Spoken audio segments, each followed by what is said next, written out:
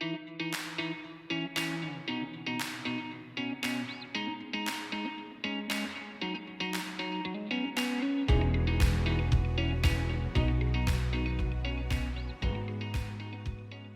Kent Elliott with RETS Associates. RETS is an executive search firm that focuses 100% on the commercial real estate industry.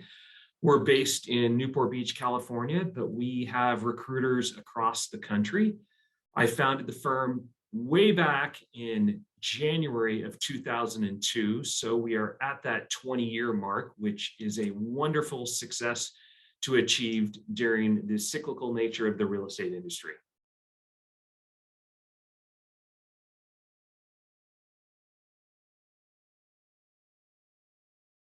The Great Resignation, in my opinion, did not happen in the commercial real estate industry in 2021. It was evident in lots of other industries, but it just did not happen in CRE. As we got to December of 2021, we started hearing from candidates that it was time for them to put up their periscope and see what other opportunities were out there in anticipation of candidates earning their bonuses anywhere from December 2021 through March of 2022. As we just completed the first month of the year, a number of our clients are reaching out and saying, hey, we paid bonuses in January and we've had a number of resignations. So we are seeing the Great Resignation happening now in the CRE industry, and we think it'll be even more prominent throughout the first quarter of 2022.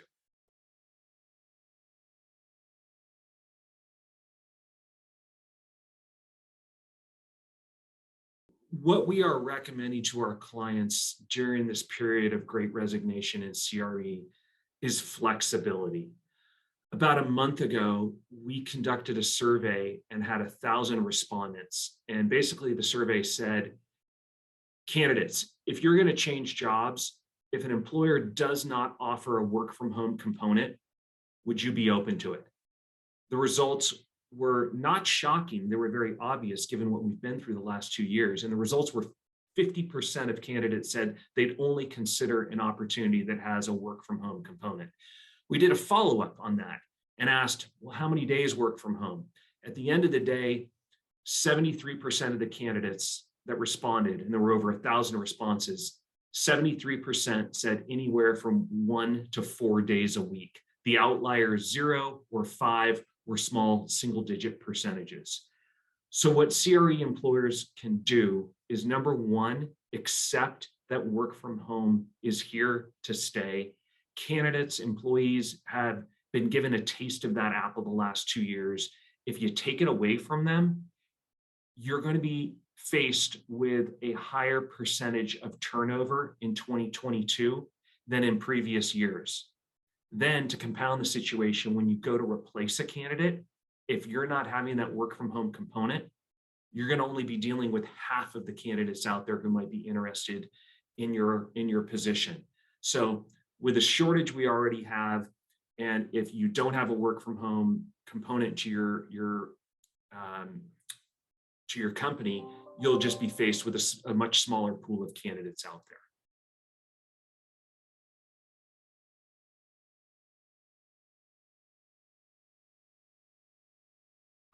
What we're seeing in 2022 already is that it's like a bathtub and the water is getting higher. Compensation is increasing across the board.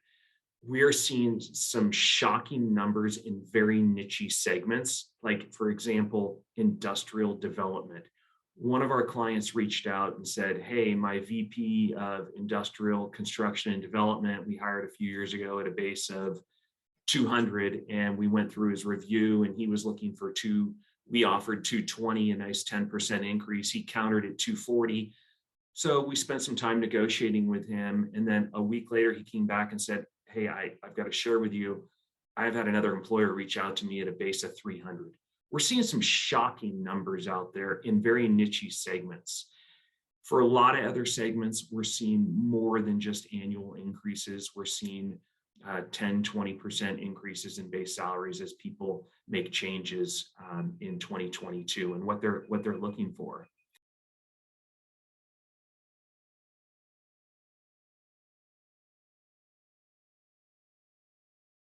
From a macro level, real estate businesses, real estate companies have confidence. With that confidence comes increased hiring. Since January 18th, 2021, we've seen a bull market in hiring in the CRE industry. And that has been pent-up demand from hiring that didn't happen in 2020.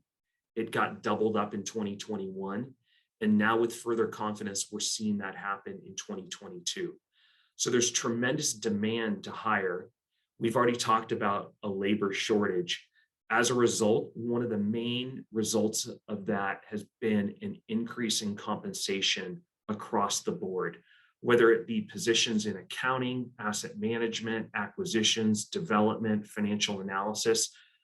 The bathtub is getting higher each and every day in terms of what compensation is increasing. And for certain segments, we're seeing dramatic spikes in compensation. For example, industrial development. Retaining existing talent is always a challenge for employers. You have to, number one, you've got to recognize your star performers. And if you don't recognize them, guess what? Somebody else will recognize them. Additionally, as you look at other employees within your firms, you know them. Other employers that may be talking to them don't know them. They may be ready to reward them financially before you are, but that's just a fact of what's going on in the market. The other is that with valued team members, maybe they're not your star performers, but they're your steady eddies. They're also being picked off left and right. And compensation, when you go to replace a steady eddy in the marketplace, compensation for what you hired that individual at 2 years ago or 5 years ago has noticeably increased. So be prepared for significant increases in compensation across the board. In addition to that, we're seeing employers offer enhanced benefits, whether it's increasing the employer part of health benefits and increasing their share. We're seeing vacation policies being more aggressive in the marketplace to attract candidates. And the work from home component is certainly a huge factor in attracting talent in this day and age. So those are the main factors that I'd recommend that employers look at to retain existing talent.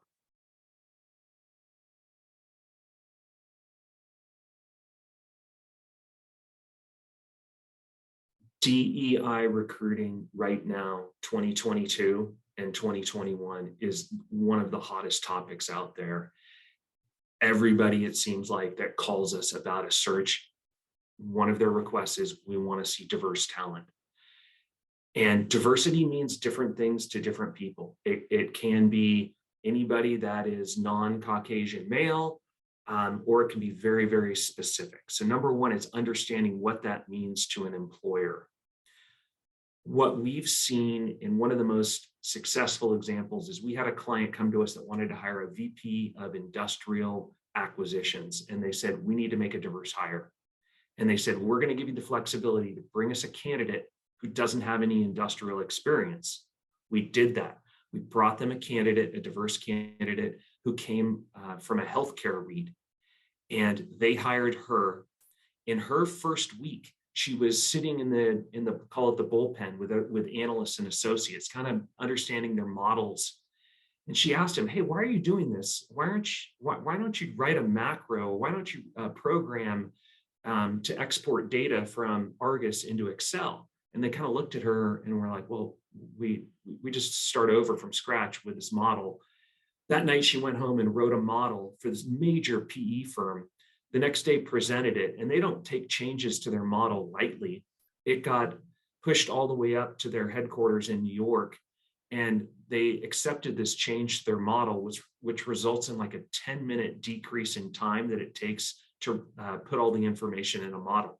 That was taking somebody that was from another industry that had a different perspective, that knew something different, and they hired her, and in her first week, she probably paid for her compensation for the whole year. That's a great success story that we've seen out there.